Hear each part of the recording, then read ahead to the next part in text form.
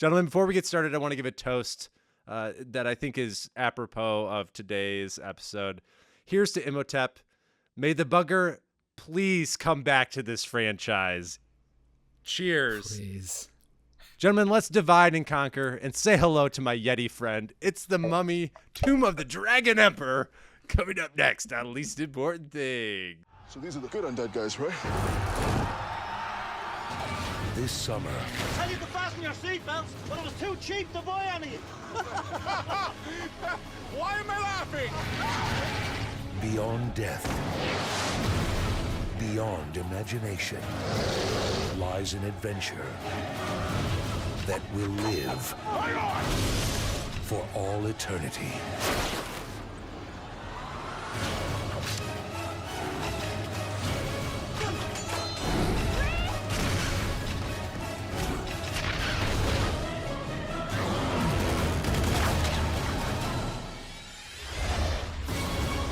The Mummy, Tomb of the Dragon Emperor.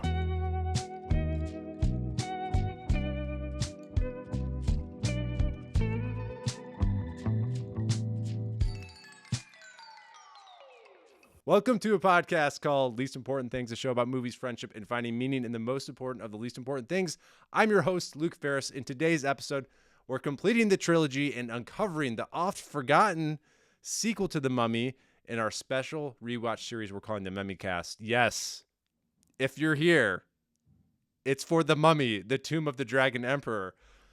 Wow, this is going to be a fun episode. Joining me for the Mummycast is our geopolitical history expert, Mike Wynne. Welcome to the program. We're really glad to have you here on a very important episode. I was told that this was NPR. Yes, you're ready. You're ready for your post-war Chinese history that is sure to be accurate from this movie. And also, someone we actually didn't recast. You know, there's a lot of discussions back and forth. But we decided not to recast him. It's Zach Hall. Thank you for coming back. Oh, yes. As always, thank you guys for having me back and not like choosing anybody else to be in the spot. Although looking back, it would have been okay. It might have been okay if the contract negotiations didn't work out and we had to have a replacement. Yeah. Gentlemen, I think we can confirm this live. I didn't really set you guys up. Have we all seen Christopher Nolan's The Odyssey? Mike hasn't seen it yet. I see it on Friday. You see it on Friday. Okay. Zach saw it this weekend. Yes, I saw it. I did. So by basically the end of this week recording this episode, we have all seen it. So we won't talk about the show. But I do think the contrast of the Odyssey and this movie being watched around the same time is quite special. And you can only get that here on Least Important Things. Everyone's talking about the Odyssey spoilers, the state of cinema, Christopher Nolan and his legacy. But no, here at Least Important Things, we're talking about The Mummy, Tomb of the Dragon Emperor. What are some connections, without giving spoilers from Mike, Zach, what are some connections between this film and Christopher Nolan's The Odyssey?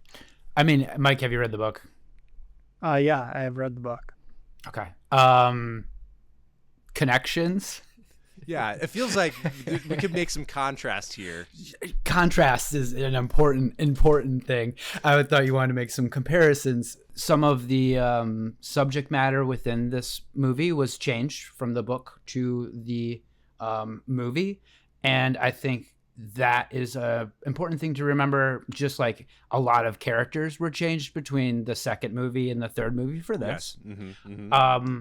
This is the Odyssey was made from a legendary, amazing work of art based on one of the greatest epics of all time. This was an attempt at being an epic that just ended up being, a movie instead that no one saw. Trust me, I was working in 2008 when this came out, and no one went to see this. No one went to see this at all. Everybody went to see The Odyssey. Yes, I want to. Yeah, everyone saw The Odyssey. Before we get into that, and I have lots of questions to follow up on the summer of 2008 in the state of Zach Hall. Before we get started, for those joining us for the first time, wow, what an episode to pick. For those who have welcome back, who have been on this Mummy journey, and there's a lot of new, I think potentially new listeners.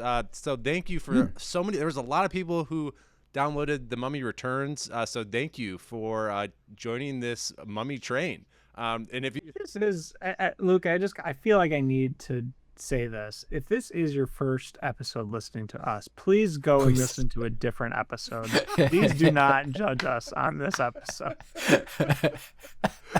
This is where the least important things culture really thrives. This is when we really are at our best. When our backs are against against the wall, we're talking about a film that doesn't need to be talked about, that no one wants us to talk about. Yet we dive in full force and have our own odyssey where we come forth as different people.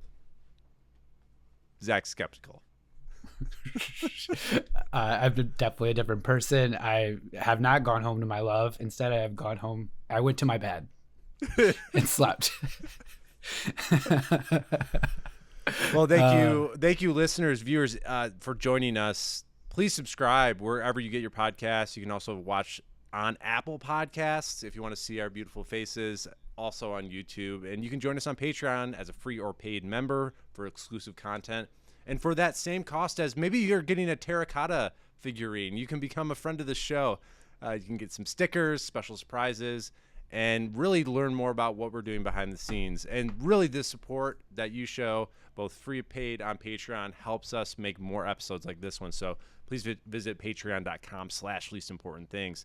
And most importantly, this is an independent podcast. And the best way you can help this show is by recommending it to somebody, even though Mike said to not listen to this episode.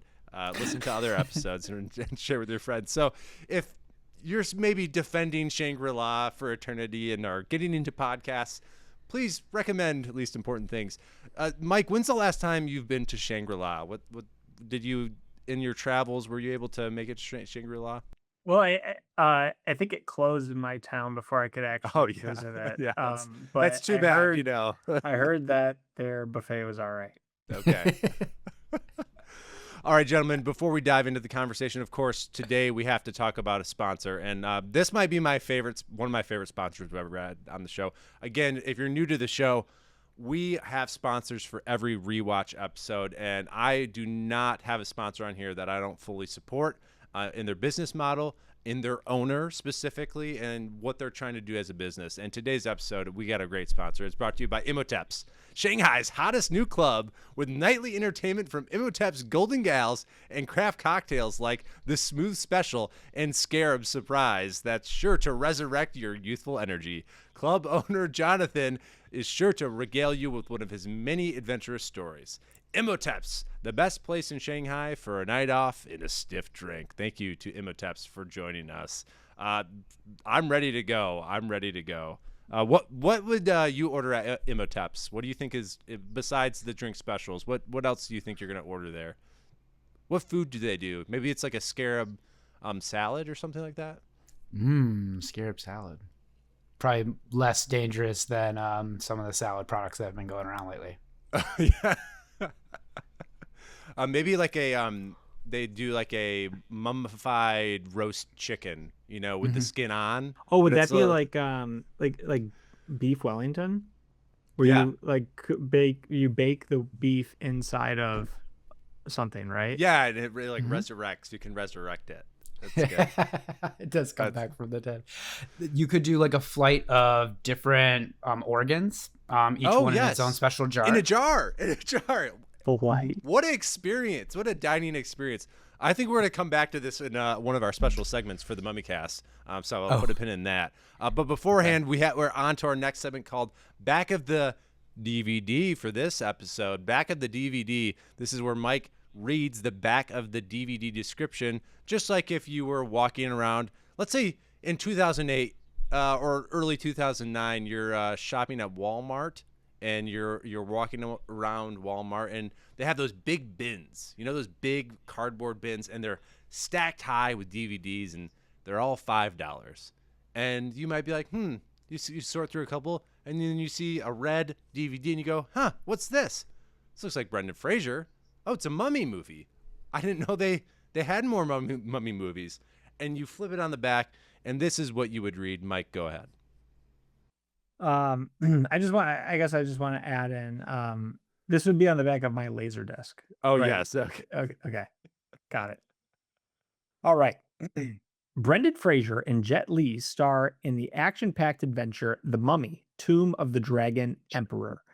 When a 2,000-year-old curse is broken, a ruthless dragon emperor, played by Jet Li, comes back to life with a diabolical plan to enslave the world. Mankind's only hope against him and his legions of undead warriors lies with the courageous O'Connell family, who chase him from the dangerous catacombs of China to the icy Himalayas and beyond. I think that is all one sentence since I started reading. Yes. Featuring intense battle sequences, breathtaking visual effects, and extraordinary creatures, it's a thrilling journey that Roger Ebert of the Chicago Sun-Times calls the best in the series. So, Luke, I actually saw that he had said this, and sometimes you get anecdotes or little clips from reviews, and you're like that's clearly that's clearly out of context. And I went and I actually looked up his review of this movie, and I'm gonna be honest, Mike, I did as well, and I thought maybe I ghostwrited this for him. This sounds exactly like me. It sounds like Roger Ebert watched this movie with dear friends of his at a movie theater and then immediately wrote about his experience. Exactly. Do you have any quotes that stand out to you from that? I think he takes time to criticize The Mummy Returns in his review, Yes, which I think is funny. Like, he's like, I'm still not done criticizing that movie, but he said I cannot argue for the script, the direction, or even the script, the direction, the acting, or even the mummy, but I can say that I was not bored, and sometimes I was unreasonably pleased. He's actually quoting his review of The Mummy, but he quotes it in saying that that's exactly how he felt about this movie as well. It's just fascinating. And his big quote that they used in this pull-up for the back of the DVD is, "Now, why did I like this movie? It was just plain dumb fun is why. It is absurd and preposterous, and proud of it." Just incredible praise from Roger Ebert. I mean, I do have to say, this was at the end of his life. He only a couple of years left. So, I'm not a huge follower of his, but still did not see that coming as far as the back of the DVD. All right. I do like the title of his review, which is "Tomb It May Concern." Yeah, that's funny. Still got it. If you were reading the back of the DVD, you would also learn that this film is directed by Rob Cohen, who did Dragonheart, Fast and the Furious, Triple X, and Stealth. All great Saturday afternoon TNT classics. Something happened in between there. It was also written by a couple different writers, which we'll talk about later. If you see multiple writers on the back of a DVD or VHS, chances are it was a little bit in purgatory as far as the production goes, in the pre-production. And I think this is a case of that, which we'll learn later. As Mike mentioned, this film is starring Brendan Fraser as Rick O'Connell, Jet Li as Emperor Han / the Dragon Emperor, Maria Bello as Evelyn O'Connell, replacing Rachel Weisz, John Hannah returns as Jonathan, Luke Ford as Alex O'Connell, Michelle Yeoh as Ziwan, Isabel Leon as Lin, Anthony Wong as General Yang, and Liam Cunningham as Mad Dog McGuire, who plays Davos in Game of Thrones. Which, if you watch Game of Thrones, you were like, that guy seems familiar. It's because of that. I'm rewatching it right now, and it's just blew my mind. Absolutely blew my mind. Isn't that crazy? Two very different people. So very different characters. Very different characters. All right, let's move on to facts that you can fact check. I'm not going to do the work for you. We're going to spend a lot of time in this section of the episode because I think there's a lot of behind the scenes to discuss. So I'm going to run through some of these guys, but feel free to dive in with your own research or your thoughts, because I do think this is one of those movies that's more interesting to do the research around than maybe even watch it. So the Mummy, Tomb of the Dragon Emperor, was released on August 1st, 2008. That weekend, you could have seen The Dark Knight, which came out earlier, Step Brothers, Mamma Mia, Wall-E. Zach, you mentioned working at the movie theater this summer. What was the pulse of the movie going culture? What you're seeing at the movie theaters this year is a big change, and what we as audience members want to go see. And what this movie that we are going to review today represents is an old school way of creating a movie. And what you are seeing throughout this entire summer, otherwise, it's being overshadowed by amazing things that will create history for the next 20 years, be absolutely lauded. And this one will be forgotten. Yes, I remember that summer, obviously, for the movie going. It was an important summer for me. But as a fan of this franchise, I remember seeing the trailers and seeing the August release date. I'm not going to say this is always indicative, but for a big blockbuster franchise, if a movie's getting released in August, that's a sign that they don't think it can compete with the big blockbuster movies. I was joking about the Odyssey connection, but in some ways, Christopher Nolan's The Dark Knight that summer paired against this movie, and obviously he has gone on to do even bigger and more bold things, and this film maybe ruined the franchise. It definitely stalled it for a long time until which we talked about in the first episode of how it's been kind of celebrated over the decades and brought more attention to it. But it was really sad because I thought about going, and I didn't go to it. Like I would have gone to it, but the reviews were so bad. That was right when Rotten Tomatoes was starting to be a thing and online aggregators, and there was just no buzz for this movie. No, it just kind of came and went. I remember just it being in theaters like 3 weeks and not getting well attended, and after that, just kind of dust in the wind, terracotta dust in the wind. When you typically write, hey, at that time you could have seen these other movies in theater, those aren't movies that opened that weekend, right? No, but they were in the theaters. Yeah, you could show up. They all didn't open up, but Dark Knight. Of the movies that were released that week, though, this movie dominates amongst the movies that were released. Yeah, it's like the toilet bowl, right? It's like the NIT. This is really like an empty window. It did make money. I mean, at a huge budget, $145 million. Domestically didn't perform very well, $102 million, and then $406 worldwide. So most of the box office overseas. We'll talk about this a little bit later. It is the beginning of it's right before the Chinese Hollywood partnership kicks off. That really starts to happen post Avatar.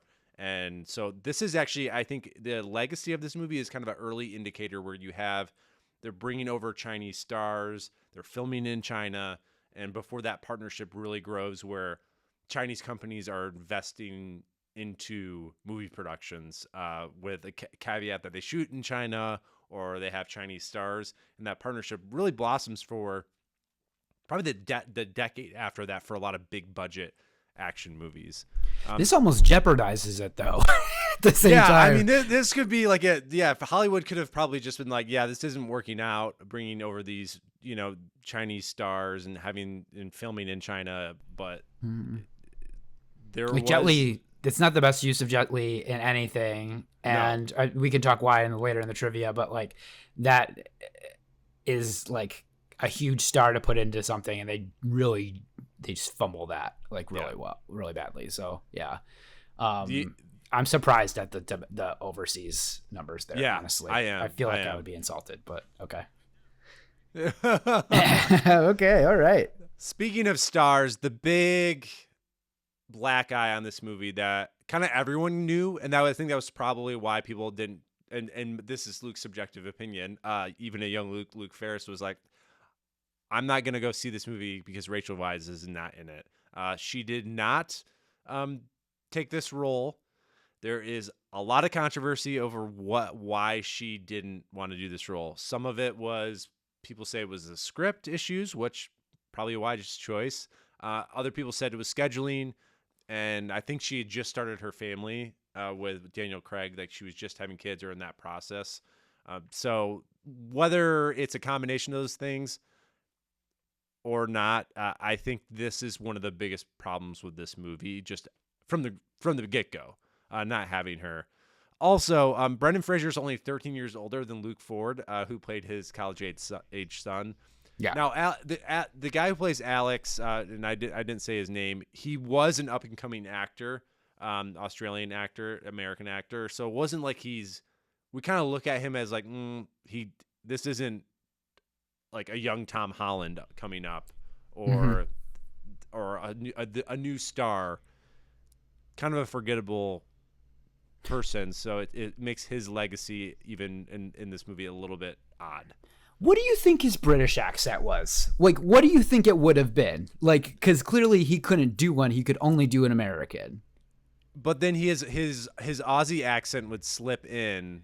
Like, or he would try to do it British. There was a lot of accent work. It was all, I thought he was coming off as American though, right? Like that's the interpretation, is he has an American accent in this, right? But then I think that's the idea. But then he slips up a couple times, which you could attribute to being like, oh, I was raised in the UK. I have an American dad. So, but I think that was not necessarily a choice in the script. Yeah, not young Alex. Like young Alex was very different. Young Alex, very different. The early pre-production treatments utilized Arnold Vosloo in the role of Imotep, and he talks about how he declined the offer to play and resurrect that role, return, because Stephen Sommers didn't come back to direct. Same thing with Oded Fehr, who to reprise his role as Ardith. Same kind of story where he didn't like how Imotep was removed, and we'll get into some more other theories, and didn't really feel like the script was strong. And I think also Stephen Sommers not returning made him less inclined to rejoin. In the closing scene, a screen text reveals that the mummies were soon thereafter, spoiler alert, discovered in Peru, possible a stinger for a sequel. Peru is home to the Incan civilization, which also mummified their important members. So there was potentially a Mummy 4 Rise of the Aztecs in the works. Obviously, that did not happen. But the rumor, and I'm not sure if this is true, that Antonio Banderas would have played the main antagonist. But obviously, we got the 2017 reboot. I don't know if that's true, but it makes me wonder. If they could have gotten Jonathan, Rachel Weisz to come back, Antonio Banderas as the foil / mummy, I'd be game. Is it like Apocalypto merged with? Yes. Is that how they mix this in? But again, this is one of the many legendary lores of what could have been coming out of this movie. Jet Li, as Zach mentioned, was only on set for about 2 to 3 weeks due to his tight filming schedule, and most of his stunts and character was done in CGI or in models, which is very, very frustrating. I want to talk. Yeah, I want to talk about Jet Li a little bit. So he kind of broke through in the late 90s, coming from Hong Kong cinema because of obviously Jackie Chan's popularity. In Hollywood was looking for more of that talent. So he has Lethal Weapon 4 in 1998, his first appearance, which is underrated movie, fun action movie. It's not going to win any awards, but fun to watch. Then Romeo Must Die in 2000, Kiss of the Dragon in 2001, The One also in 2001, and then you have Hero and Fearless, which were both Chinese productions, but were really popular. I love Hero. It's a really fun watch. Cradle to the Grave with DMX in 2003, Unleashed in 2005, and then War with Jason Statham, all leading up to this movie. So he was hot commodity, really big action star. And it is so disappointing that he's not in this movie or really doing anything. No, well, Luke, he's made of terracotta. What do you expect? It's tough. He's not. It's an outer shell. He's burned on the inside. It's an outer shell that it's his spit became terracotta. That was his curse. And then it just continues to be an outer crab shell of him that he can rip off and throw at people. Yeah, Mike. Yeah, you know a lot more about this movie than I do. Clearly. I fell asleep 3 times. Yeah. Oh, we have a spoiler alert for the nap check-in. So it might have just been a fever dream. Guys, I do have to remind you, this movie has 2 Oscar-winning actors who won the Oscar in the same year. Michelle Yeoh and Brendan Fraser in 2022 for The Whale, Everything Everywhere All at Once. And they were in this movie together. Wow. I don't have any other comments. It's just let that simmer a little bit. Michelle Yeoh and Jet Li were also in 2 films together. They were in Hero and Tai Chi Master. The film was shot in Montreal, Canada, as well as in China, as I mentioned. As I talked about, it's right before that boom. And then, don't know if this is true. Director Rob Cohen claims that he brought actual Chinese historians to consult on the Terracotta Army designs and mythology. But obviously, it takes a lot of creative liberties with the shape-shifting dragons and the yetis. Mike, you said you also had some facts that you could fact check. Yeah, so upon watching this movie very early in the movie, they show a map of China, kind of like a cartoon map of China to kind of set up this preamble. Yes. And anytime I see in a movie a map of China and know that the movie was released in China, I start to ask questions because China is very sensitive when it comes to maps of their country. That's true. And I noticed that the map is doesn't include all of China. So the map seems to be directionally authentic to the time period that they were kind of Referencing. fictionalizing this in. But it got me thinking, how did a movie like this get released in China? And how is it so successful in China when it was so unsuccessful domestically?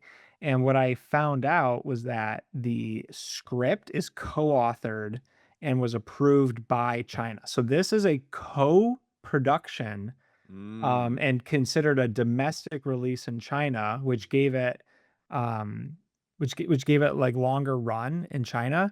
And additionally, there was this big media hubbub in China about because of the script and the depoliticization that they needed the movie to go through, that the movie was actually banned and it wasn't going to be released until the final minute. The Chinese government lifted the ban,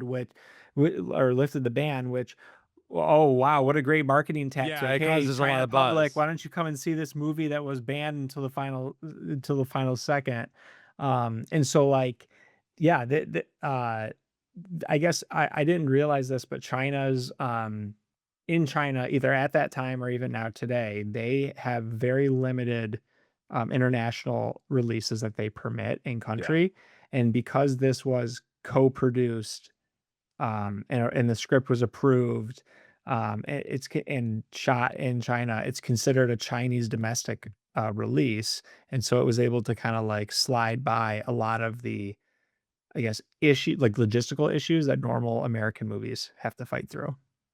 That's great context, and again, tease up this whole era of co-productions with Chinese studios and the actual government. Obviously, that started to change probably right before COVID.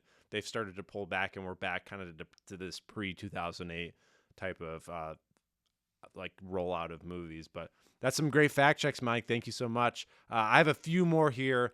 Some alternate script ideas. So, at one point, this movie is set in 1946 post-war. In an early script, they actually have Rick and Evie as active British spies tracking Japanese operations in India and China during World War II. And that actually, the film is happening during World War II with their espionage. Guys, you know me really well, listeners and viewers. Where is my Rick and Evie World War II spy espionage show? That I need that. It's coming to Disney Plus next year. Peacock, probably. I think it's Peacock, actually. I want a novelization of that. It might be written by Luke Ferris. We'll see. Just some fan fiction. Can you also, Luke, when you write this, can you put in some type of plot that explains why we changed from Rachel face to Maria Bella face? Yes, yeah. It'll be a full face transfer. That was part of the espionage. Would we call it a face transfer? I would call it Or a would we- face off. face off. Face off. Yeah, Face I off. think- World War II. Yes. Yeah. When they started previewing that in the movie, like there's like this, unsaid 2.5 point like movie. It'd be probably better than Returns as well. Like, I thought the exact same thing. Like, why do we not have that? And it sounds like we could have. I don't know why. I think partially the studios maybe thought it was going to be too serious to embed it, because obviously, if you do a little bit of history, you don't have to just watch Ken Burns' The War. A lot of horrible things happened in India, China, and in Japan, and what happened there. It just, a lot of horrible things happened. So my only guess is that it was too dark of a entry point for the story, but. Man, it makes me frustrated. Obviously, we mentioned that there was going to be a lot more tied to the first two films. There was actually talks about having Z1 use a version of the Book of the Dead to resurrect the Emperor. Essentially, they would use the Book of the Dead as like the cheat code to resurrect the Emperor, which would tie the original movie, also to tie into having Imotep come back. The other idea that I think would have been really cool is having Imotep as an ally.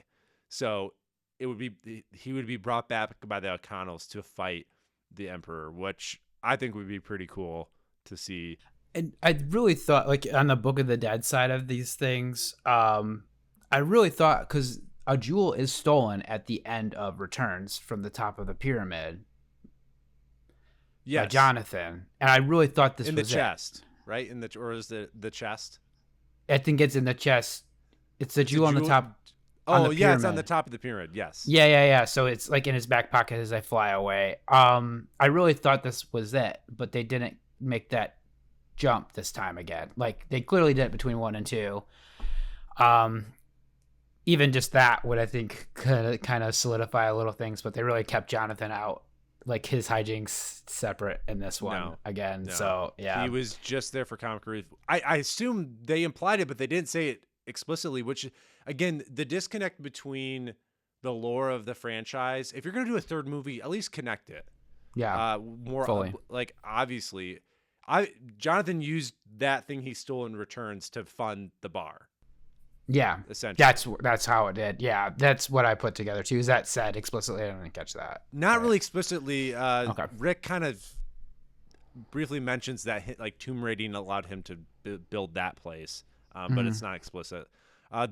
Originally in the script, there was going to be a lot more body horror, but they ended up going more CGI, so less scary. Obviously, I think this one is completely less scary than the previous films.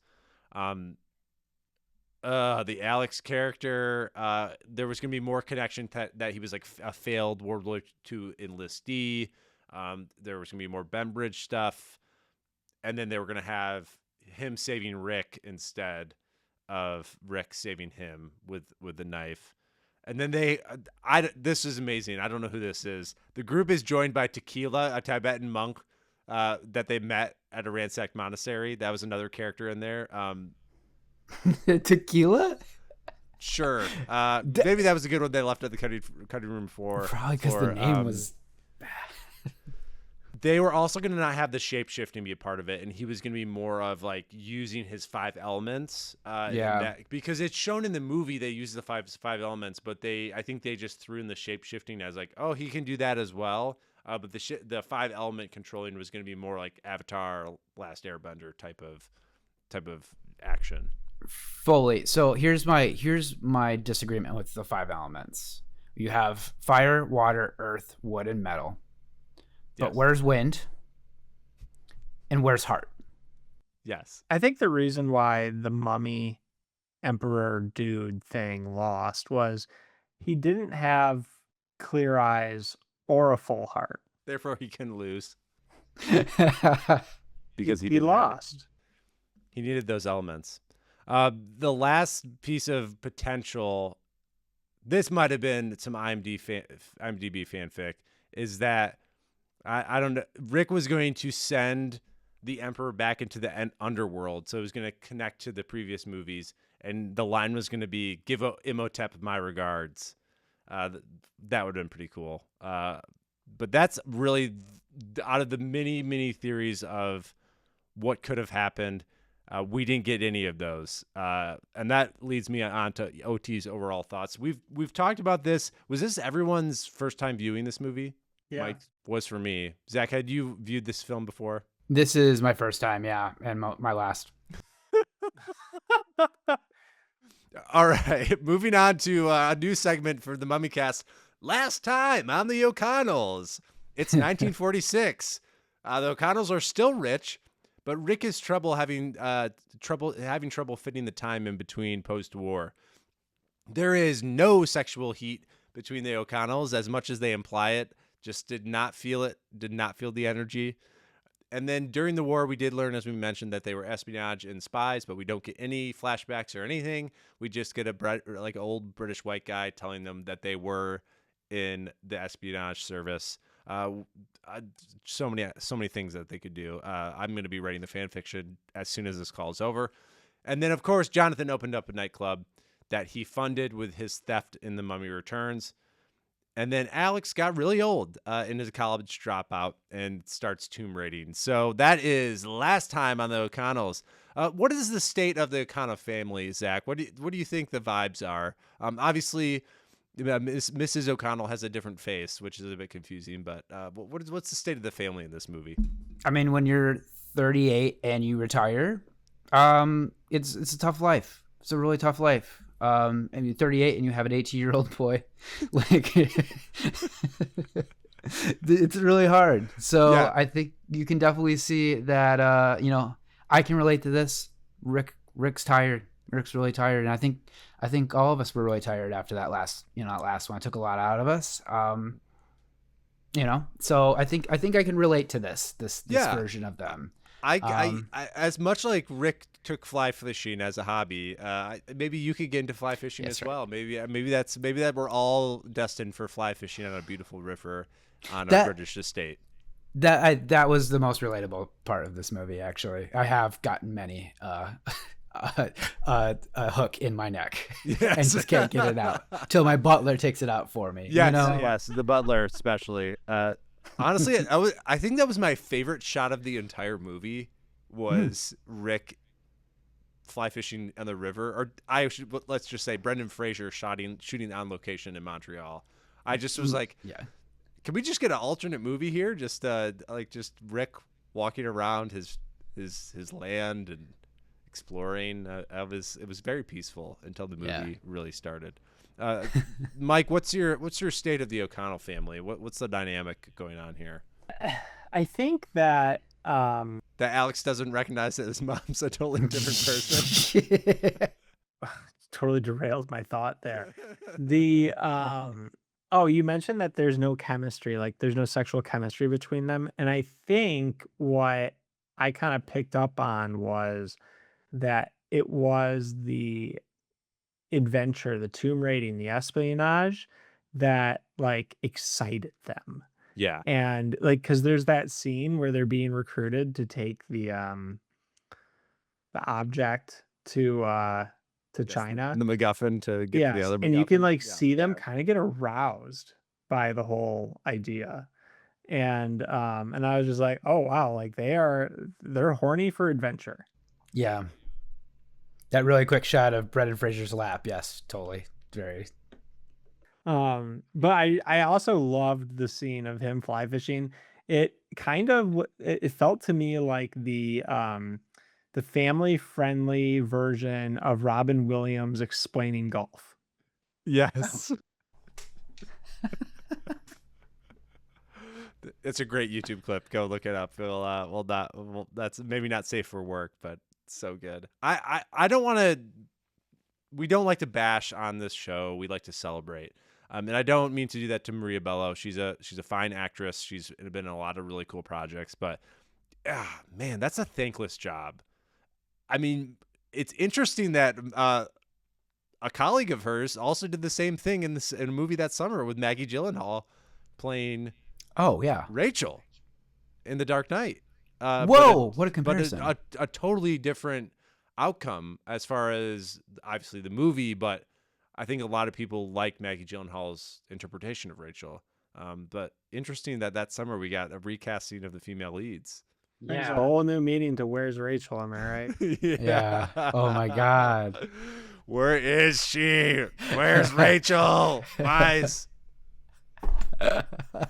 I'll shoot this fireball at you if you don't. Yes. All right, let's move on to our new segment, Mike and Zach's nap check-in. Mike and Zach, how are your naps? I'll go with Mike first. I missed the final 10 to 15 minutes of this movie. I actually have no idea how it ended. I'm But not you got aware- that far?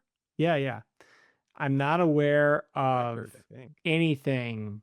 Like I don't know what happened. Can someone please tell me what happened? The actual ending? Yes.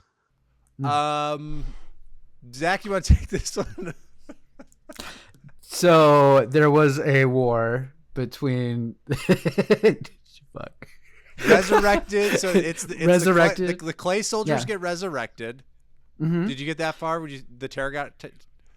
So the emperor is able to resurrect his terracotta clay figure army, and then Michelle Yeoh is able to resurrect all the fallen soldiers that the emperor killed. Yeah, I kind of remember They have a big skeletons dust fighting. big dust battle.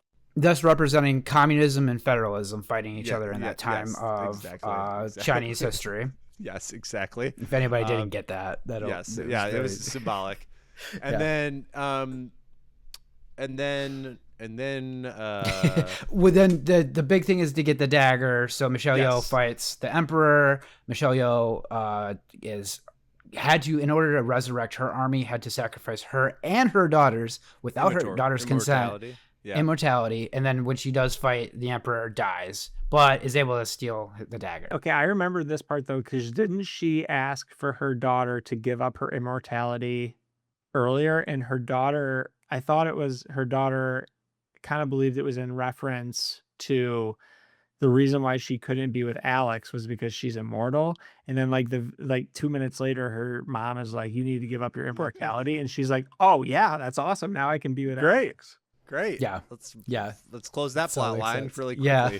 quickly. Just easily tie that up in a bow. No problem. Then there was a fight. Emperor changed into a dragon. Well, that happened. We saw that part. 3 heads though. Why 3 heads? Yeah, 3 heads, and then they're in a structure. I don't know why the emperor goes in the structure. So how does he get defeated? Rick and Alex kill him with the knife that was stolen, the only knife you could kill him, through the power of math. The power of math. Specifically, division. Yeah, division. The sign of division. Divide and conquer is the line that's used there. And That's just their remembered strategy. that. Oh, That's their strategy. And then Rick sees. Here's how. Can we tell Mike how it happens? How the division thing happens? So the knife falls into the sand, and it creates. The knife has enough of imprint to look as it is. It like bounces once, and whatever the imprint when the sand was a division sign. Brendan Fraser, Rick O'Connell looks at that and is inspired and says divide and conquer. And then the series happens where Rick engages the Emperor first, right, Luke? Yeah, because the knife got broken because it hit a pole, apparently. Oh, right. So Alex takes one part of the knife, Rick takes the other, and he stabs him, and then Alex comes from behind. So they divide, and then they conquer. Yes, and this was all in the structure that's the elemental structure at the beginning of the movie, the fire, water, earth, wood, metal structure. Heart. Where he has, not lacking heart, heart sorry. structure. I feel like I actually know less about the movie right now. Yeah, They kill the bad guy. Got it. Yep, and then Jonathan gets the actual diamond that's the original MacGuffin, most importantly, and then goes to Peru. So that's it. All right, let's move on to... they all go back to Jonathan's bar and they dance and yes, are in love again. Everybody's in love again because everybody's in love again. Yeah. Let's move on to Mike's theme park corner. Mike, what Tomb of the Dragon Emperor ride would you design? But I'm going to give you an option. Would you make an Imotep's bar at Universal or Universal Studios. Maybe throw an Imotep's bar and recreate the one from this film. I'm going to give you that as an option. Or would you do a theme park ride, maybe a Yeti ride? Instead of designing a ride, I could have like an attraction, like Imotep's as a. Yep, with the Golden Girls and maybe some character actors playing Jonathan and Rick. I actually like that way better. And do like a stunt scene, right? Yeah. Maybe that you do a stunt scene Mm-hmm. from the movie. What about a Yeti ride? Could we somehow get a Yeti? Disney's got that already. They have a ride with a Yeti. Oh, they do. Okay, so Yeah. It's Universal. literally a roller coaster that rides up a Nepalese. You climb up Everest. Okay. Oh, okay, And then there's a Yeti. great. So Cool. Yeti's making Yeti's IP already for Disney. When you climb up Everest, is the goal to put the jewel that you are given at the beginning of the ride on top of something so it can just tell you where else to go, so you can just move the plot, but not really because you don't want to watch the rest of the movie? Yeah, that's exactly what it is. That's exactly what Disney did. I think this might be our best one. The Imotep's bar with a stunt action show in part of it at at certain times of the day, like 3, 6. Also if I had to make a ride out of it, I would make it one of those dark rides that's on these newfangled all motion carts. You guys have probably seen these. They're they're like bumper cars. they kind of look like big bumper cars, sure, but they're trackless. They're trackless cars is what they are. And so basically they can shuttle you in and out of rooms and go backwards and forwards and side to side, and they can go in all directions, but you would just have one car. A lot of rides have these, but I think you could come up with something like that. That probably works better actually for the last movie, like the Scorpion King. But yeah, I said let's go with the bar. Imotep's bar I think is a really good one. All right, let's move on to Leasties and Besties. Might be a little bit light. Like I said, this was going to be heavy on the pre-production and behind the scenes, but we'll dive into our Leasties and Besties we've done throughout this series. Job you least likely want. The Great Wall Slave who they get tossed into a ditch. That was rough. That's the thing. It's like if you're going to show that in the prologue, why can't we have the World War II espionage? I don't know. Once again, we do get a couple expendable dig crew kills, which I'll talk about later. Terracotta Soldier, I think I put this really mainly as no moisture. Really not a lot of moisture in this movie. That's going to be tough. Or an Undead Fallen Soldier. Job you'd least likely want. I think the Terracotta Soldiers, they're just outside hanging out when this whole curse went down. That do they even know what's up? And then they're just frozen. Are they sentient? Yeah, I don't know. I don't even know. Yeah, they just have to you know what, Mike and Luke, what about the horses? Ooh, yeah, terracotta horses. Terracotta horses, yeah, and some of them have weird joints with fire in there, It's Great Wall Slave. I mean, come on. What are we doing? Zach and I really tried to break down the sentientness of these terracotta soldiers. Yeah. Are they real people? Are they? We don't know. Yeah, at least the other ones are inspired by communism and want to fight for their people. Yes. The least 1946 part of this movie. Another one that's confusing. We talked about how the Nazis aren't involved in the first two movies. Okay. I think just not that the world is in chaos and really struggling economically.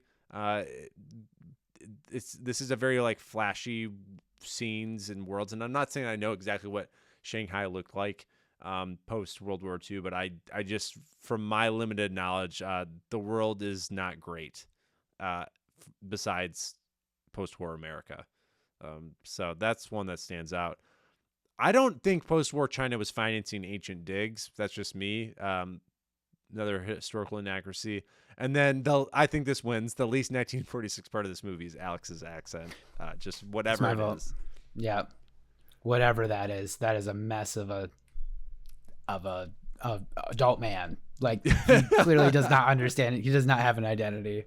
He's trying this entire movie I kind of felt like the least 1946 part of this movie was the Shanghai-based Roaring Twenties themed bar. Yes, just the financing to do that. Well, just like the appetite for like China doesn't care. They were isolationist. Probably not, but I can't criticize it because it was my favorite part of the movie. It gave us another car chase scene in order to do that. Which I enjoyed the car chase. We'll talk about it a little bit later. The Nick Parker and Elizabeth James honorary leasty for least mature parenting decision, not knowing whether your kid dropped out of college as a Tomb Raider and apparently is also smuggling arms. Having the sex talk with your kid on a Chinese mountain after interacting with yetis. And Rick yelling, "There it is! We found it!" when approaching the Shangri-La temple when you know you're being chased by a horde of villains. What's the parenting decision that stands out? I know we already talked about the O'Connor family in our last time on the O'Connor family update, but what stands out to you? Yeah, the fact that they don't know anything about their kid is kind of surprising. Yeah, it's just kind of funny. He's halfway around the world. We didn't even know. He doesn't write. Hey, 1940s parenting. It was a different time. What can we say? Just like 1930s parenting. Yeah. I guess they've been consistent. This is like the only thing that actually is consistent between all three movies. It's their world and everybody else, including their child, is just living in it. Like yes. That's really the O'Connells. We love them. We love them. Least clear plot point. Now, we talked about the end. We talked about the controlling fire, water, and metal, but not heart. So the Eye of the Shangri-La controls the Emperor. What's the deal with that? Is he being controlled? Because at one point, I feel like the general can almost control him when he's in his shell state. Maybe he's just desperate to get out of shell state. I don't know. Because you know why I would want to get out of shell state? Because Shell State has that fake mustache that he was wearing at the beginning in the prologue of the movie. I'd want to get out of that. Yeah, get out of that. Oh, yeah, that's rough. Yeah, not his best look for Jet That's Li. the clear plot line. Why is he in scene 1 without facial hair? Scene I think they were 2, trying to age him, but to show that time had passed. They literally just slapped a mustache on him. They're like he's old now. Yeah, not sure. Maybe it's just because he's the only person. I don't know if Shangri-La really is anything beyond its initial purpose, like it feels like it isn't. Remind me, what happens to that jewel? Jonathan gets it. Oh, that's it. Okay. That's it. That's the jewel that eventually he gets to finance his next move to Peru. I'm going to give you a hot take here. I think the plot in this movie was silly, but I think less complicated compared to Returns. Oh yeah.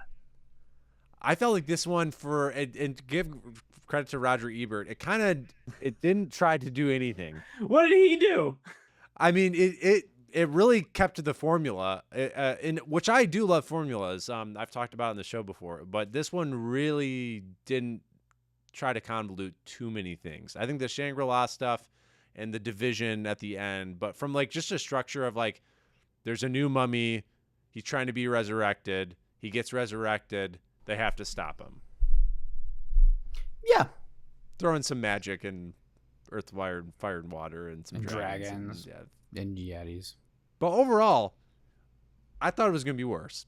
It would have been a lot less complicated if we didn't put the yetis in. I'm finally breaking my silence on the yetis. Okay, sorry, Yeti corner.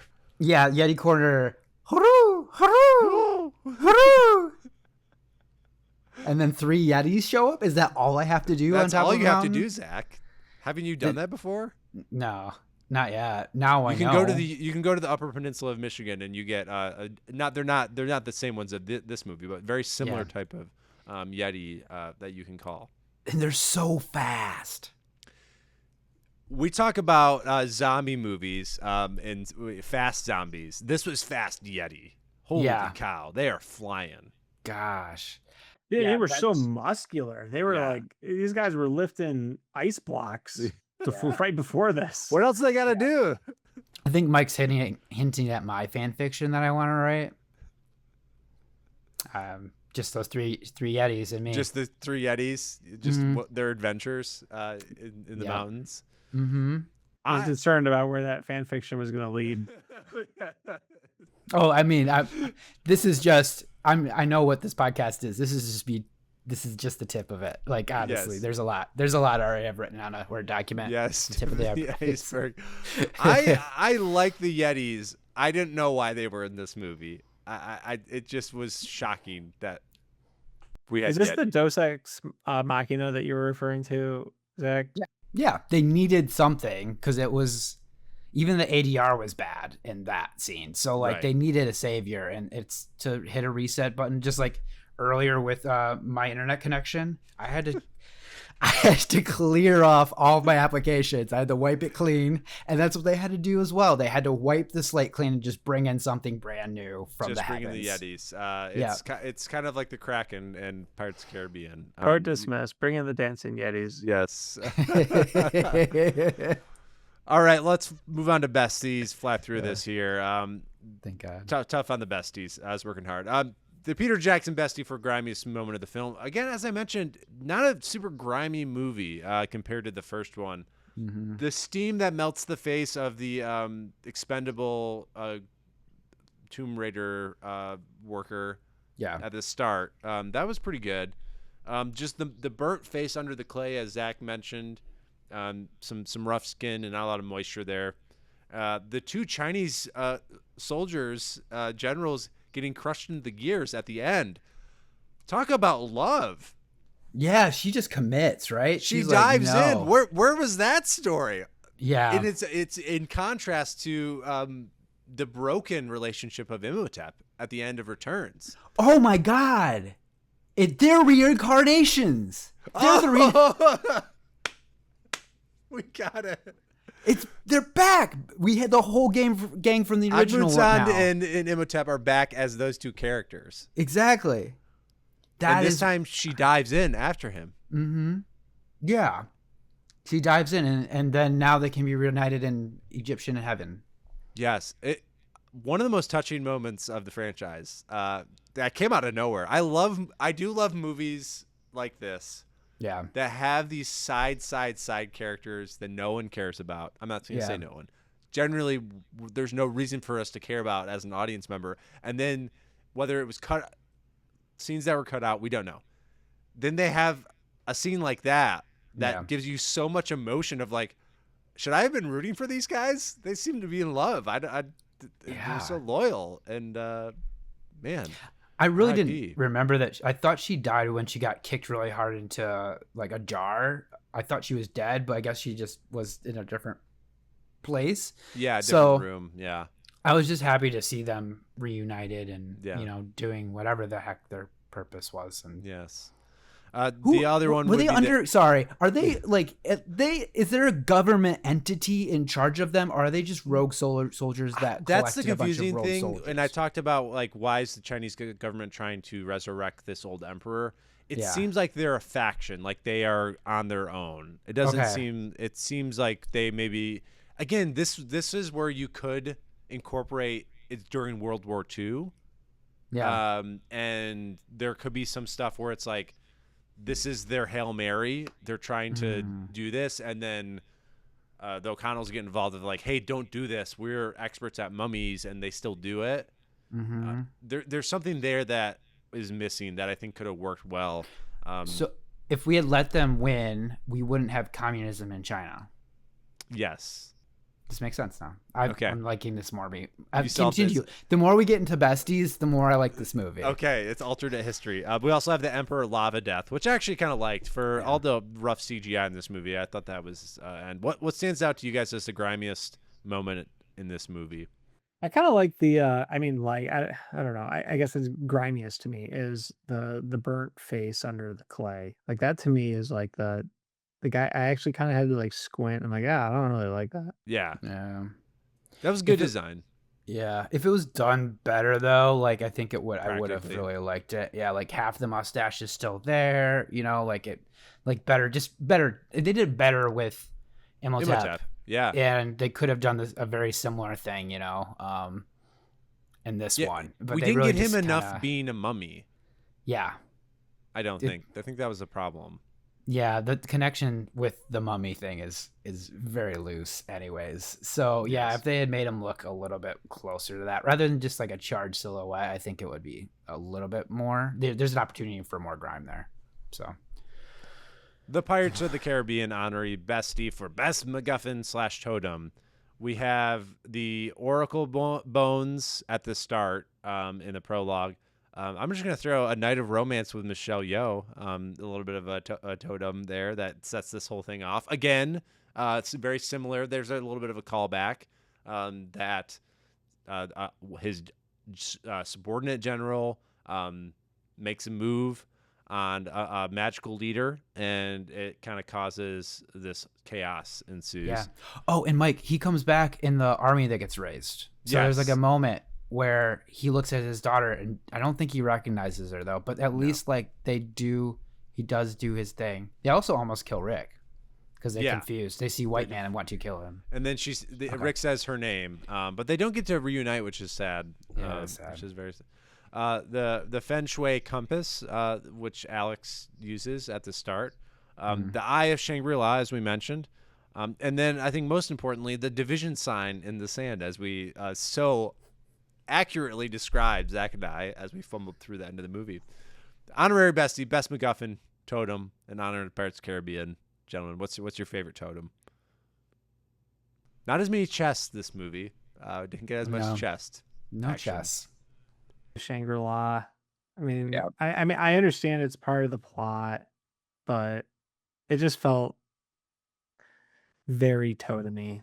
Yeah, it was. I mean, this one was probably less totemy MacGuffin-y than the other ones, potentially. But the division sign for me it's quite a jump the shark moment in Yeah. this movie. Just that it can generate amazing one-liners like that, I think it's powerful. The power of division. The power of division, long division. Best callback, we mentioned a few. Rick does look at his military uniform from the first film in his closet. We get some audio. No audio, if any. The Mummy and the Mummy Returns books that Evelyn writes, which I liked. I like those covers. That'd be a fun movie prop to have. Yeah. The Brembridge Journal would allowed Alex to discover the Emperor's tomb in the first place. So I don't know how he got it, but he got it. And I don't know how his parents didn't know that he got it, but he got it. The double pistols, which we brought back pretty quickly on Rick. And then another action star CGI face, in Jet Li's CGI face, in honor of the Scorpion King, where you have someone in a movie and their CGI face gets more face time than them in real life. We also mentioned a couple other callbacks, but do you guys have a favorite callback to the original series? I think we would have liked more callbacks in the plot, but there were some fun, silly stuff. I mean, this is an unironic favorite callback. I really liked the Mummy and the Mummy Returns books that Evelyn writes.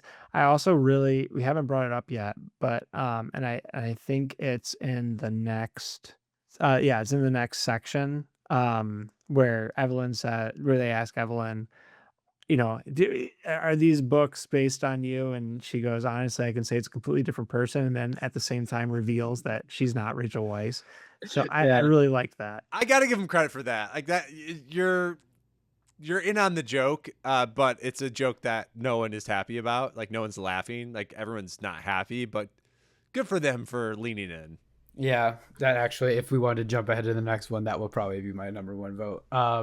Yeah, I think callback wise, I'd like double. I'm just gonna go like actually for real. I think double pistols with Rick is cool. Yeah. So Rick's the blue shirt. Zach is wearing a blue shirt in honor of Rick. He looked great in this movie, by the way. Brendan Fraser looked awesome. he does not look like a dad. Which I think kind of hurt it being like in the 1940s. It does not look like he's Alex's dad. But he did, and God bless him. Brendan went all out for this, and he still brought the energy in a pretty tough situation. Yeah, that's true. In a tough one, which we'll get into some of his famous lines. Speaking of lines, best line, Zach and Mike already mentioned it. Honestly, I can say she's a completely different person. This one was in our cold open. Here's to Imoteph. May the bugger actually stay there, from Jonathan, that he does at Imotep's bar, which is, I wouldn't be playing with fire there, Jonathan. That's a bold move. One that's great in the trailer. Here we go again, from Rick. Another one from Rick. God, I love a woman who can drive a truck. That one stood out to me. I feel the same. Shout out to Audrey. And then this one's great from Jonathan. Jonathan is just here for the one-liners. That's really the only reason he's in the movie. You guys are like mummy magnets. And then the car chase in Shanghai, which I did like this. At one point, Rick and Jonathan are on a vehicle, and Rick says, "Fire! Your ass is on fire!" And then Jonathan says, "Smack my ass!" I didn't notice the second part of that exchange. That's hilarious. That's funny. It's good. Another great Rick one is, he goes, "Ha ha ha ha ha! Why am I laughing?" Absolutely love it. And then we move on to a very important character that we've mentioned, which is, I guess, a callback to another great creature ally. It's Geraldine the yak. Geraldine, if I'd met a girl like you, Geraldine. And then Jonathan goes on to explain why him and Geraldine share a bond. What a great character. What did you guys think when Geraldine the yak was in this movie, and how upset were you that she didn't come back to save the day? There was no return of Geraldine. I didn't know it was a yak, I'll be honest. That's why my Letterboxd review said cow. I know. And now updated it. It now says yak. Okay, thank you. I waited I was until gonna this comment moment to say yak. this. Yeah. I think we both held off because we knew this could be a fun thing in this moment. He says the yak yacked, Mike. The yak Yeah, the yak yacked. I look, I could have been asleep for all I know. But I think for both Shannon and I, this was a Brie paradox for Shannon. Okay. It totally stopped the whole movie. And Shannon said something like, "Wow, I love this one way more now," or something like that. Oh, Geraldine. God, Oh, I mean, it Geraldine. does add a element that we needed. Like, we needed something there.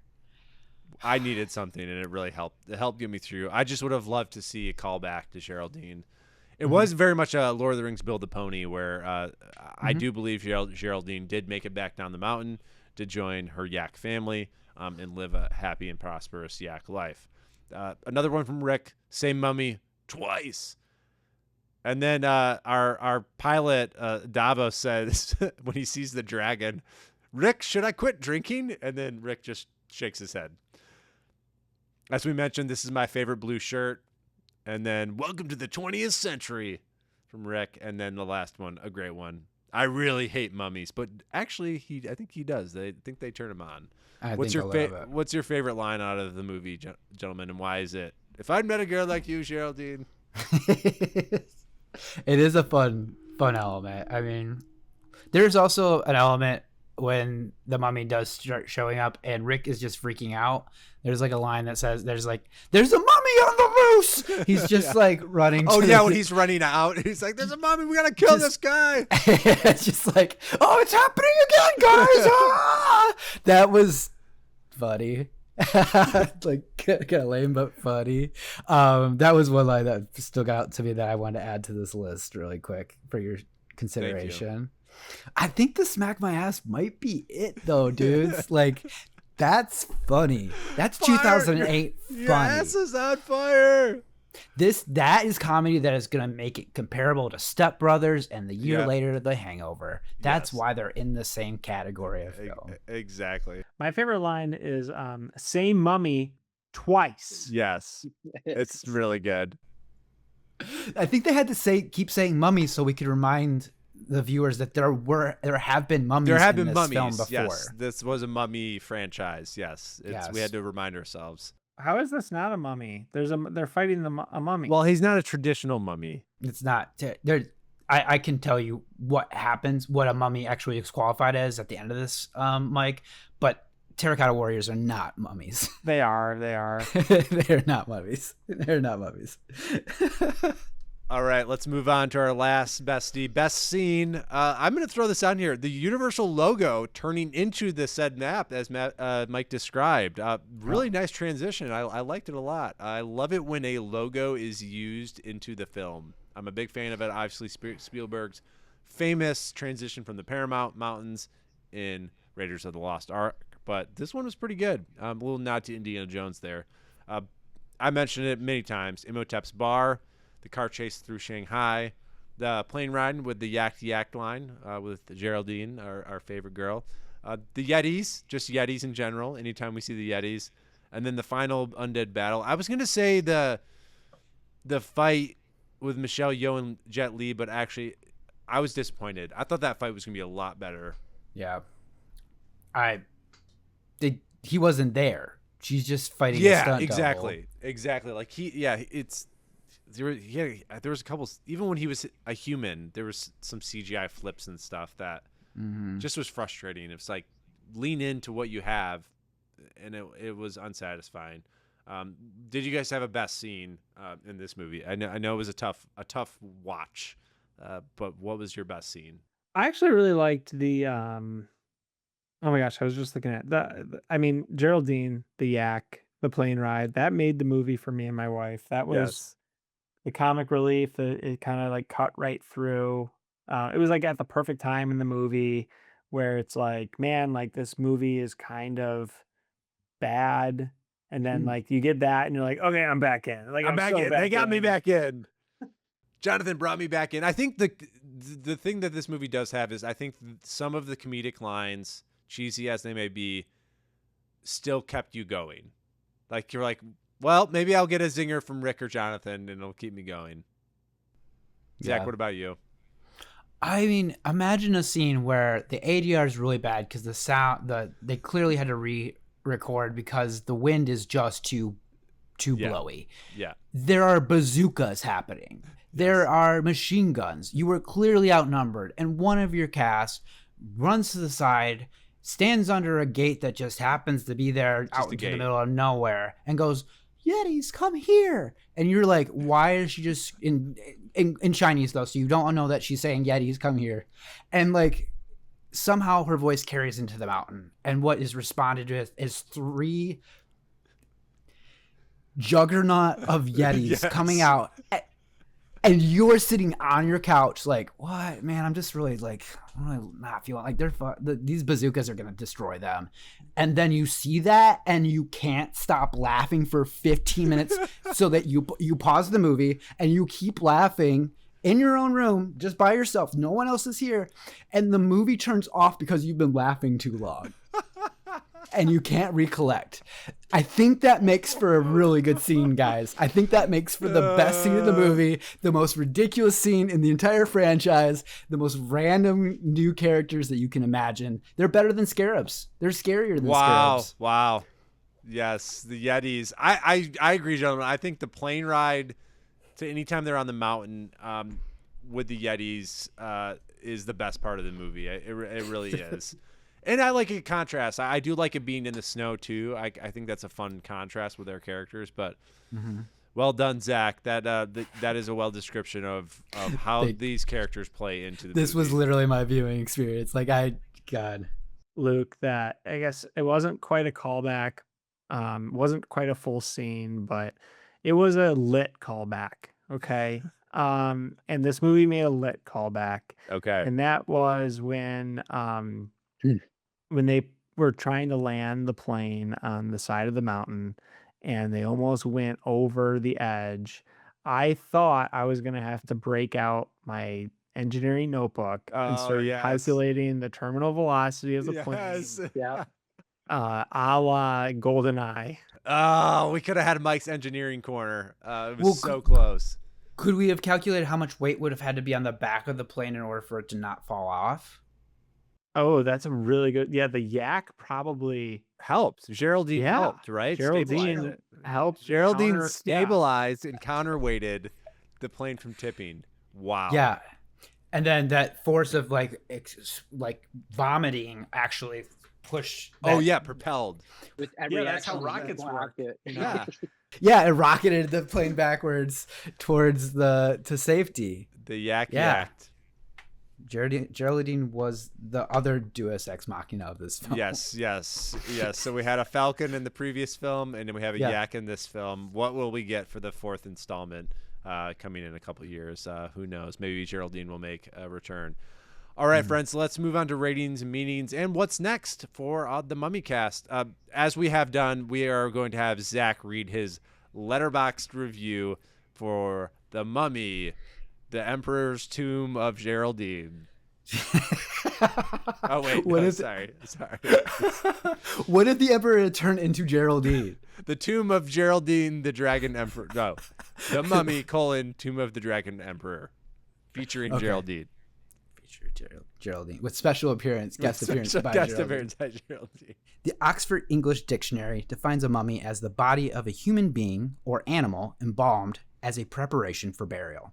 The Mummy, Tomb of the Dragon Emperor, in parentheses, or The Mummy 3, Where is the Mummy, as I've been calling it, is the burial ritual to put this downward sloping series to bed. Mummy 3 prepares the franchise for death by scooping out its insides, injecting a nonsense attempt to diversify the content, and successfully failing to do anything beyond infuriate, and wrapping our beloved characters in remember whens that command us to turn off the movie and just turn on the original. You can't mourn for the death of the Mummy franchise because it was so painful by the end. This movie does not slap. It's much more a slap in the face. And that is my review. I'm just kind of picking this up now. Do you write, do you punctuate all of your reviews with this movie slaps or this movie does not slap? This franchise. Just this franchise. Just this franchise. Yes. And it has been, this movie slaps. No, does not slap. This movie slaps back. That's been the. It slaps, it doesn't slap, and it slapped you in the face. All right, gentlemen, I want to talk about this trilogy. I want to get your kind of stamp view as we rewatch this trilogy. We're going to talk about our next episode. But Mike, where does this trilogy stand? What are your thoughts on watching these movies sequentially, and how do you kind of rate them overall when we look at these three films? I'm not at all interested in ever watching these movies ever again. Thank you, Mike. Zach. I will never watch the last two ever again. I will watch the first one every 5 years. That is a great film. The context of what this movie is, it's just, you lose the plot by the end here. We're just Universal's trying to just keep the culture of Mummy alive in a time where we don't want it anymore. Like years before that, The Wolfman within Benicio del Toro came out. No one wanted that one either. Yeah. Like we were done by the end here. And so I think that what I want to do is just time lock the original Mummy and keep that in my heart forever. And then go back in time, and instead of like choosing to kill like infuriating former Führer or something like that, erase these movies from history. And have the Mummy live alone with no returns or resurrections or emperors. Zach, that would be apropos for this franchise, because just like this franchise completely ignored the existence of the Nazis, it sounds like so will you by going back in time and just getting rid of these other two movies. What if like somehow the existence of these other two movies is tied to the Nazis, and I can just go that far back and two birds, one stone it. There we go. I like it. Sounds like the Mummy 4 plot. Gentlemen, thank you for going on this trilogy journey with me, but it is not over. As we've talked about, the Universal Mummy property is more than just these three films. There are other films in the franchise. There is spin-offs. There is reboots and retellings and origin stories. So what we are going to do for next month's episode, we all have our homework assignments. Mike Wynne is going to be watching the 2017 movie The Mummy, starring Thomas Cruise. Are you ready for that next step, Mike? Yeah, I'm excited. Zach, you have the pleasure of watching all of the Scorpion King movies, 1 through 5. We will not judge on your competency of how you watch them, whether they're on in the background or whether you just read the Wikipedia after the third one. But that is your assignment. My assignment is to go back into movie film history and watch the original Universal Mummy movies, potential spin-offs, potential Hammer horror spin-offs, to give a historical context of this property.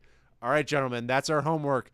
Listeners, viewers, our next episode, we will be returning with our reports, our assignments, doing the work for you on the Mummycast, so you are all up to date on this franchise. Gentlemen, this was fun to watch these three movies again. I think that the first one, and what we found out in a lot of these franchise rewatch series, is there's usually one or two, and it's typically the first one that stand way above the others. And I think this is true of this iteration of the Mummy trilogy. However, I think there is hope that this fourth movie, with Rachel Weisz back, could really change the course and the legacy of how we view this franchise. Unless one of us finds some amazing gem in the homework assignment pile that we have to take care of for next episode. There's true. Still that opportunity. There is that opportunity. There is that opportunity. The Mummy, or the Scorpion King 4 with Billy Zane.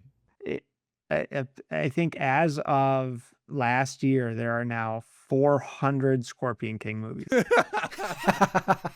Yeah. And none of them are on HBO like the rest of these movies. So no, you're so many. They're all on $2.99 Fandango. Yeah, there's a strange. Zach's gonna be shelling $30 for the Scorpion King 8. Zach definitely is getting the. If we're doing a group project assignment, Zach is definitely has the brunt of it. He will be greatly praised and rewarded. There's a really good chance, though, that if Zach goes to Walmart tonight, there's a single DVD that has all of them on it. That's true. For $2. What time is it? I think I can make it before close. All right, Yes. I'll see you guys soon. Thank you, viewers and listeners. We'll talk to you next time on Least Important Things.